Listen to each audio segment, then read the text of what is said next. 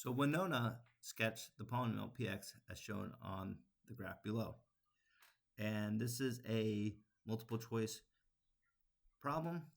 So first thing we notice is that there's two turning points, right? 1, 2. That means this is not a polynomial. That means this has more than x. It has to be more than x squared because that would be just smiley or happy face, right? So with that said, if we distribute number 4 or number 3, we're just going to end up with x squared. So we can eliminate these immediately knowing that.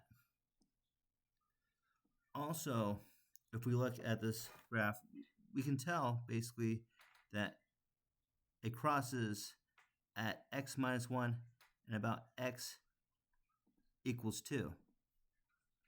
So using the zero product law, where if we make one of these inside the parentheses 0, the whole problem has to be 0, and that's where these points are at. So with that said, we see what makes x. So x equals 2 is going to make one of these 0. So if we start with number 2, right, it'd be 2 plus 2, and that is not going to be 0. That's 4. Number 1, though, 2 minus 2. So that's a good start. We check the other one. Negative 1 plus 1, that is also 0. So it's definitely going to be 1.